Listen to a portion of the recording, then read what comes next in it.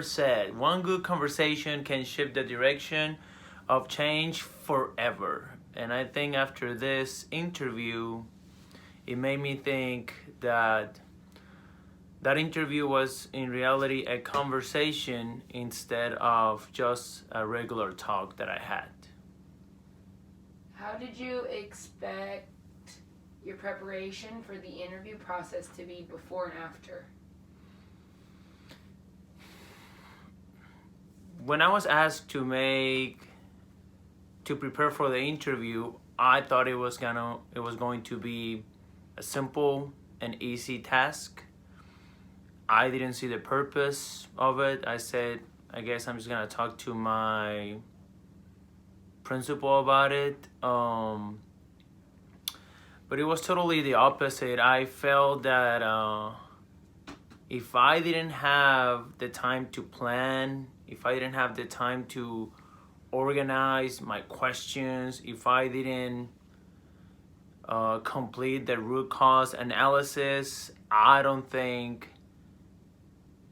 this conversation, this interview would have been as productive as it was. What are things you learned from this process? The first thing that I learned from this process is that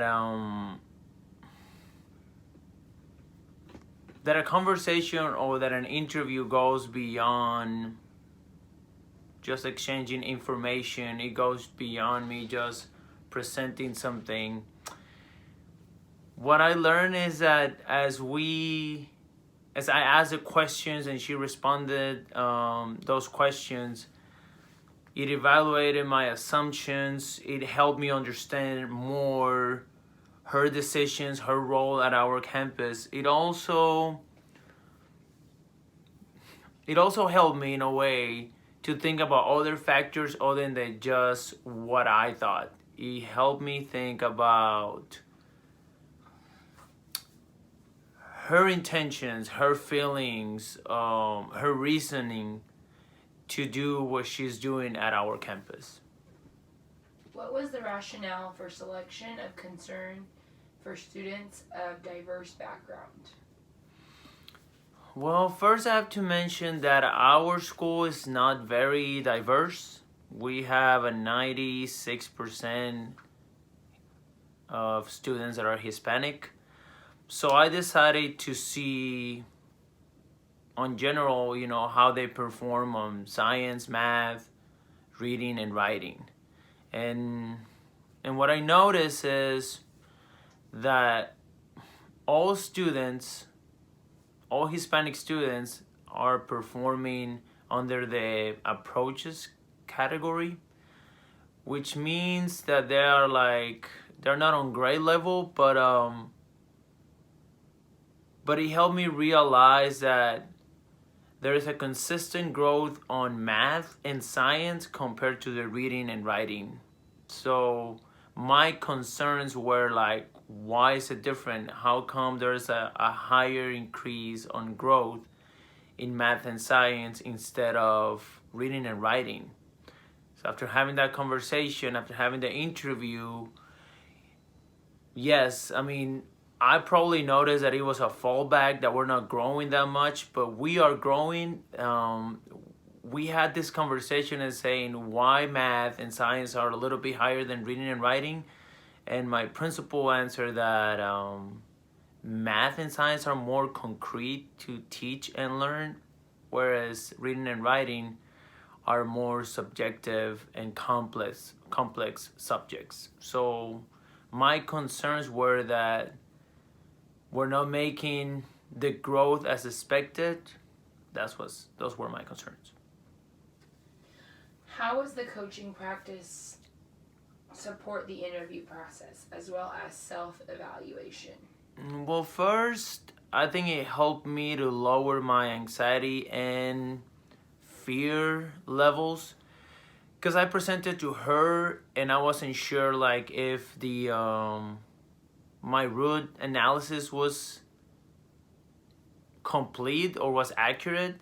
So but it helped me because when I presented that to my principal, she reaffirmed that I actually did a good job on that. And that's the first one. And the second one, well, there's two. She helped me feel more confident on what I was asking, because I wasn't sure if I was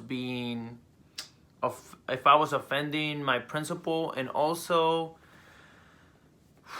I felt, there were some times that I asked a couple of questions to my coach, or I shared some information, and I could hear and sense her reaction. So that helped me prepare when I was in that interview if I was about to trigger some probably negative emotions, and see how she would respond, and then the way that I had to respond in case she took it that way. How will your principal use your findings to reinforce and keep implementing strategies to improve the campus's learning and academic scores? So there are 4 ways that I think my principal will use this information to improve academic scores out of my campus.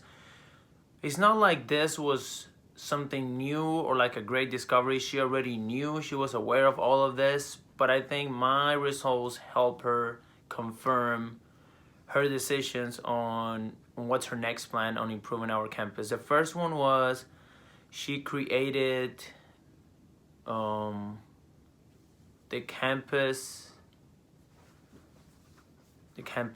hold on. She created the campus leadership team, and which there's gonna be grade level teachers from every grade level teachers, and we're gonna share the different resources that help our students be successful. She is gonna continue to oversee the language arts departments, and also I think this is gonna help her provide the adequate training and support to implement various literacy approaches. What are the most valuable lessons from this interview? The first lesson, I think, is my interpretations from that report. Even though it says that that students were not progressive, or that were not progressing, or that students were stuck in there, were not accurate. I mean, she helped me see them in a different aspect. So this is what happened. So our school at 3 years ago, the majority of Hispanic students were in the not meet category. And then for us to meet them, to take them all the way to meet, we have to move those students first from the not meet to approaches. And that took a couple of years. So now the majority of our students are in the approaches category, which is a big deal. So now the plan is to move these students from the approaches category to the meets category. So that in itself, it's a growth that I couldn't see it. I just saw a negative effect of what the stuff we were doing at school. And the other one is that many of our students are struggling in reading and writing. It's not just Mac Campus, it's more than that. And the last one is, I think this is what I took the most out of this interview, is that student achievement is not about improving academic scores, but it's about breaking the cycle of poverty. Thank you.